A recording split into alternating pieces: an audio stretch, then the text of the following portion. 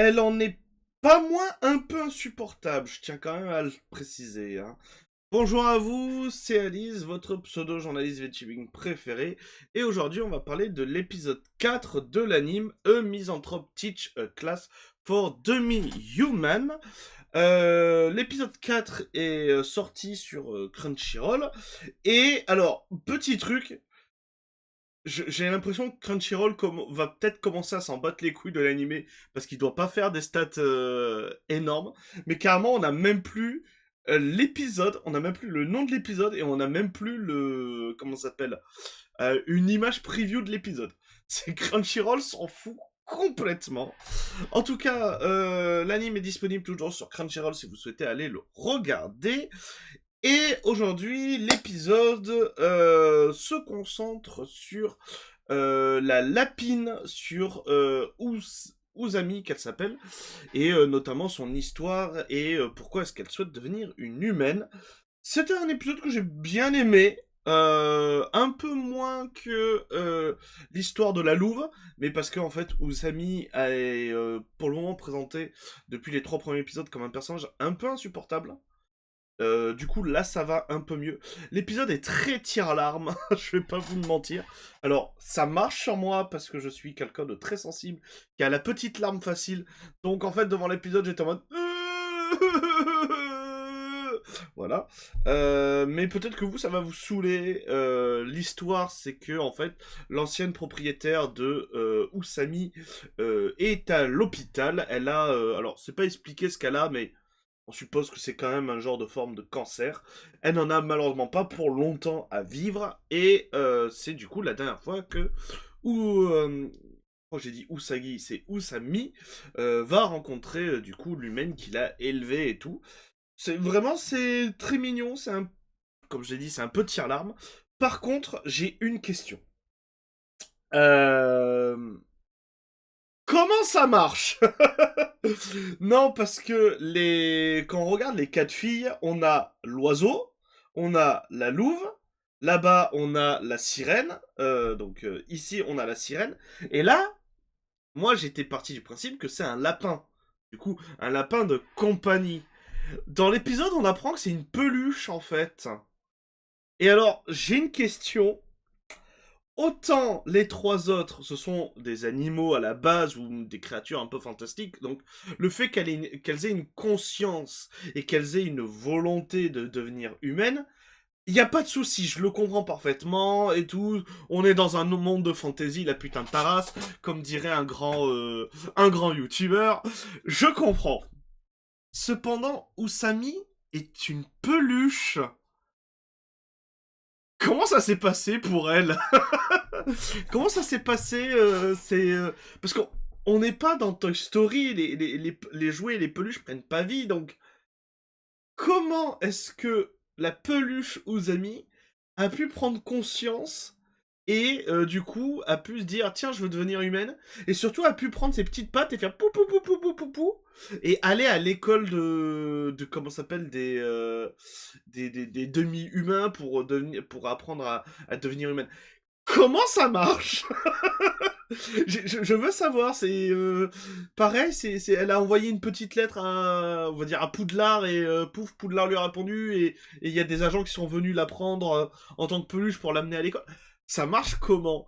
Parce que la question est relevée une seule fois par le professeur, donc Itoma, en mode ah mais attends mais tu n'étais pas un lapin de compagnie, mais c'est tout. Mais c'est vraiment genre tout. La question est juste relevée une fois et après on est en mode ah c'est pas grave, c'est comme ça. Non, ça marche comment? Est-ce qu'il y a une genre de divinité qui peut entendre tous les objets et en fait les objets ont des consciences comme dans Toy Story et voilà. C'est le seul truc qui m'a un peu dérangé dans l'épisode où j'étais vraiment en mode c'est complètement con. C'est vous aviez un truc un peu cool qui est de juste faire que c'est un lapin de compagnie en fait. Et elle aime sa maîtresse et elle veut protéger sa maîtresse et donc elle souhaite devenir humaine pour passer encore plus de temps avec sa maîtresse parce que bah, c'est un lapin donc sa vie est peut-être comptée, elle a une vie un peu plus réduite comparée à des humains. Mais c'est une peluche. Je ne comprends pas comment ça fonctionne. Enfin bref, voilà, c'est juste le petit truc qui m'a dérangé. Au début, j'ai cru que d'ailleurs c'était un épisode de... Vous savez, dans beaucoup de Slice of Life, il y avait toujours l'épisode des vacances d'été, l'épisode de la mer. Au début, j'étais un peu ça, parce qu'on voit les 4 filles s'amuser dans une rivière et jouer à Splatoon. Splatoon avec des grands guillemets, elles ont juste des pistolets à eau et ça arrose dessus. Et j'étais en mode, ah, on part sur un épisode spécial été, mais pas du tout, c'était juste pour introduire la gimmick de l'anneau.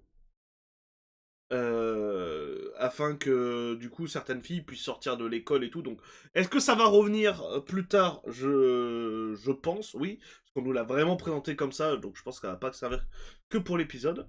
Mais voilà, il n'y a pas grand-chose d'autre à dire d'autre. On a maintenant du coup le passé de Usami, on a sa volonté de devenir humaine, on a aussi maintenant sa raison.